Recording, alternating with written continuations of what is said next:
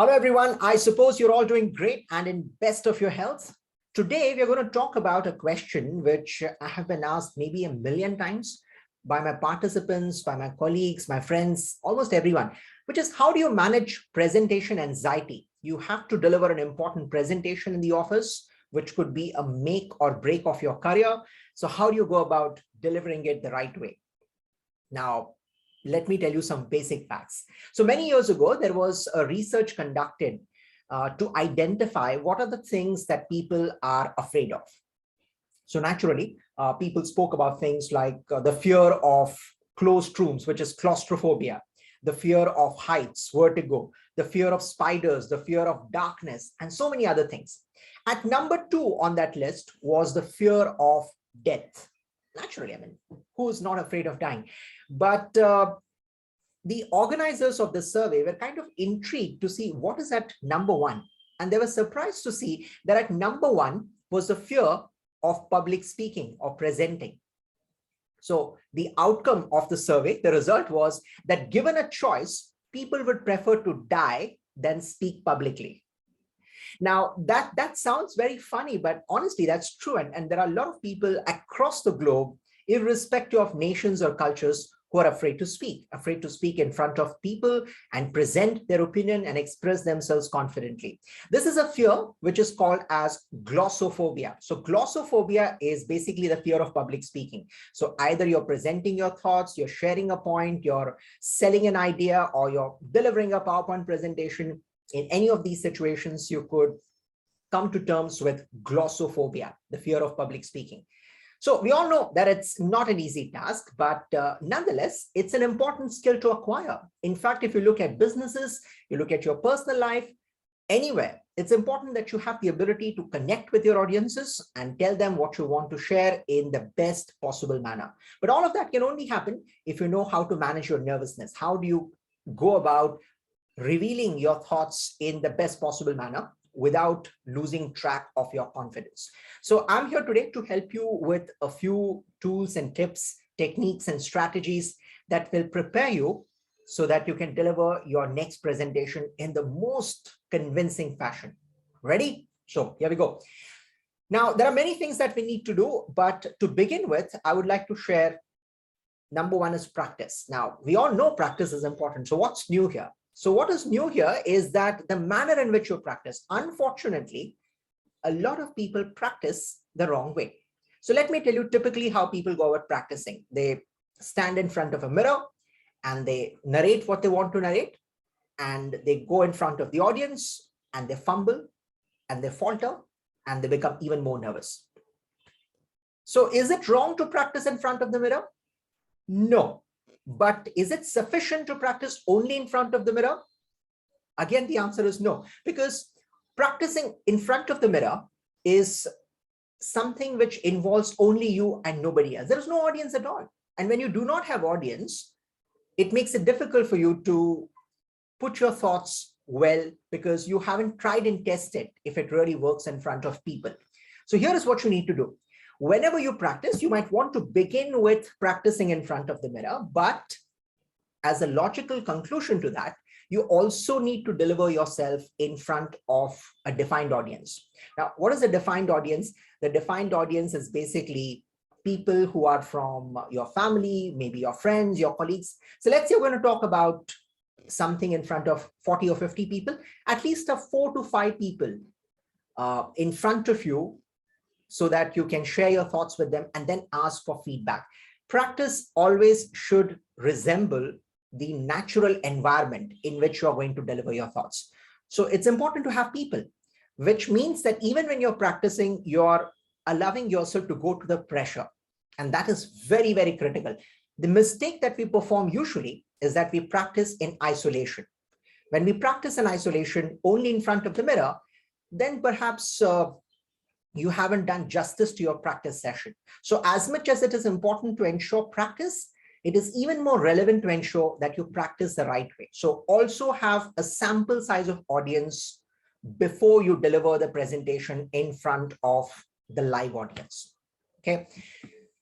Rule number 2 within practice is that when you practice, don't just practice where you read out a script or you deliver a script and that's it. No, try to record yourself perhaps in front of the camera or on your mobile phone, and then listen to it over and over again. What will happen? You'll be able to reflect upon the mistakes that you're committing. So when you only record the audio, you're able to listen to your own voice. So you'll be able to understand if you're emphasizing at the right places. Is your volume good enough? Is your voice stable? Yeah, all those things will be clear when you listen to your recording. But the better thing is if you can record yourself in front of the camera, because now you're able to see yourself, your whole body in front of the camera. So when you see yourself in front of the camera and you keep on seeing that again and again, you look at your body language, you look at your expressions, and you actually get to know a lot about yourself. So it's a good way of giving feedback to your own self. Okay, so practice also in front of the camera, record your voice on the audio or on your mobile phone. Great way to go about it. So all of this is with regards to practice. But one of the other things you can also do while you're practicing is to do an exercise called visualization. So what is visualization? Let's say 1 week later, you're going to deliver a presentation. Every day before you go to bed, just close your eyes and think about the presentation day, that people are walking into the room and you've started your presentation, you're addressing the audience, they're asking you questions, you're able to answer their questions confidently, you have closed to the presentation on a positive note. All of that is happening only inside your mind. Now, why should you do this? Because the more you're able to envision a positive outcome of delivering a presentation, you'll feel a lot more confident when you actually deliver a presentation. So visualizing is also a great way to make your practice sessions interesting and that much more outcome oriented. All right. So try doing that along with your practice. So number one is practice, practice, practice. The best of speakers and presenters in the world have to do it. You are not an exception. So if you think you don't need practice, think again. Okay, so you better practice.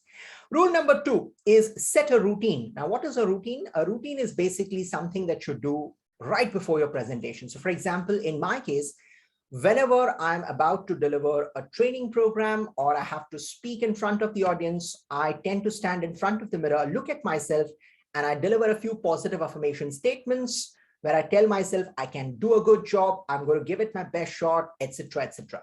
Okay. Or one of the other things you can do is just raise your hands like this in front of the mirror, because then you're releasing all nervous energy and you're feeling great about yourself. You would often see athletes doing this when they win a race. Okay. They have their arms extended like this. Why do they do that? Because it's an expression of victory. So when you stand in front of the mirror with an expression of victory like this for about 30 seconds, you actually start feeling great about your own self. Now, there could be n number of routines. For example, some people like to listen to a song so that they change their mood and their spirit is high when they grow in front of the audience.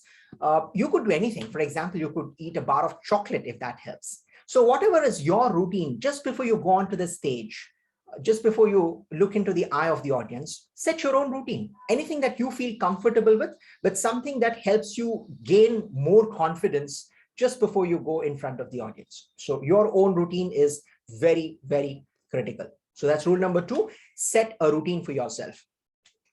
Rule number 3 is, again, very interesting, but very simple. It's called relaxation, which involves breathing techniques. So should we breathe normally? Should we take a deep breath? What is it that we need to do? Of course, you need to take a few deep breaths and then relax and then continue to breathe normally.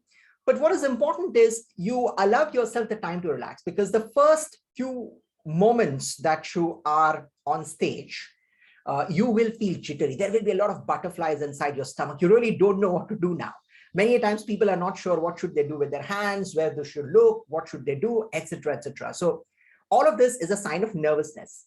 So what I mean by relaxation is allowing yourself some time to settle in before you start your presentation. So what do I really mean by settling in? So if you look at the best cricketers in the world, you can think about Virat Kohli or Mahendra Singh Dhoni or any other batsman for that matter. When they come to the crease, they start to bat. They take a few deliveries before they can start hitting their shots. And it's true for any great batsman. So for an opposition, the best time to get them out is in the first 10, 15 deliveries, because they're still not settled in. And therefore, there is a possibility that you can get their wicket. But once they settle, you know what they do. They're destructive. Now, the same is true for a presenter or a speaker as well. The first 15, 30 seconds when you're on stage, more than talking, it's important that you allow yourself to settle. So what should you do? One is breathe deeply so that you can settle. Maybe you can sip some water just before you start speaking so that you can clear your throat. And then you look at the audience. Look at the audience and smile. And you might want to take a few seconds before you start speaking. There is no necessity that as soon as you appear on stage, you say, hello, everyone, you start speaking. That's not compulsory, okay? So allow yourself some time to settle in, okay? Along with that, when you sip some water and you breathe deeply, you are now in rhythm, you're ready to go, start speaking thereafter. So don't rush, take your own time. That's important. So rule number 3 is relaxation. It's very, very important for you to feel relaxed. Let the nervous energy settle, and then you can continue talking. Rule number 4 is basically connect or interact with your audience. What do you mean by that? So for example, when you enter a room or a conference room or a meeting room where you have to deliver your presentation or you have to give a talk, before you start talking, there would be some people around you, right? Or maybe you're the first one and then you start welcoming people in the room.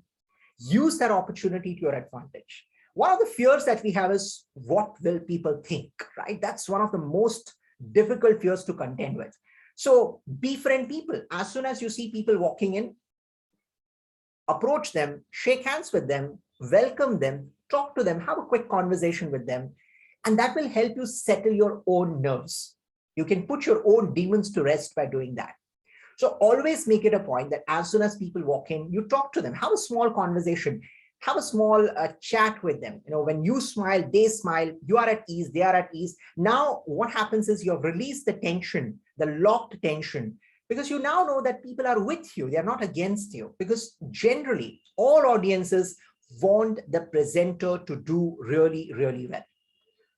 No audience in the world wants the presenter or the public speaker to fail. It's just a very human tendency to want people to do well, okay? So use that to your advantage. Talk to people, chat with them, and then when you go on stage, you will feel a lot at ease, and then you can start delivering your presentation. So if you do these 4 things before you deliver your presentation, then you will find that you are a lot more comfortable when you start your presentation. All of these tricks, strategies that I've just shared with you are basically before you start your presentation. So we haven't spoken anything about what you need to do while you're delivering the presentation. That's a different subject altogether, and we'll cover that in subsequent videos.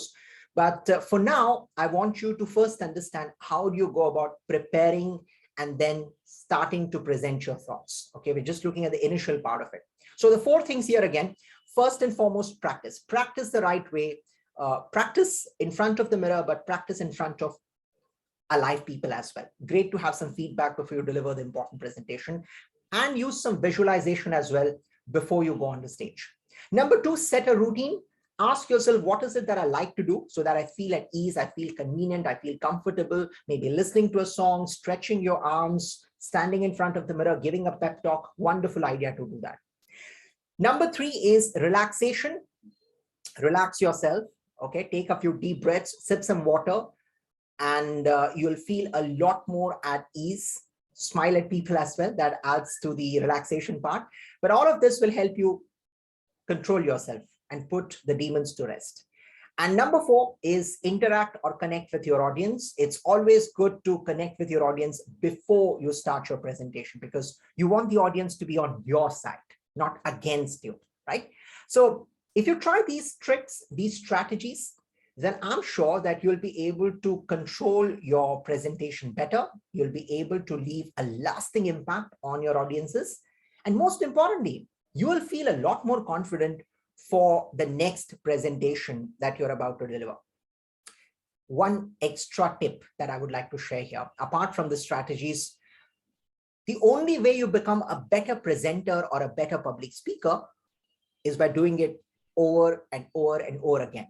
Okay, so if someone asks who would like to present the next time, perhaps you might want to raise your hands, even if you're only 50% sure. Because unless you take that plunge, unless you take that leap of faith, you can never, ever become a better presenter. The only way you can become a better presenter is being in front of the audience, right? So please push yourself. Nobody else in the world is going to do that for you. It's your own responsibility because you owe it to yourself. And I think all of you deserve an opportunity to present yourself the best way, whether it is an interview, whether it is a client presentation, whether it is a team talk, or whether it is any other opportunity. You will require presentation skills with or without PowerPoint. So learn this ability, acquire the skill, and master the skill, right? So let's hope that the next time you deliver a presentation, you're confident and you present your thoughts in a convincing fashion.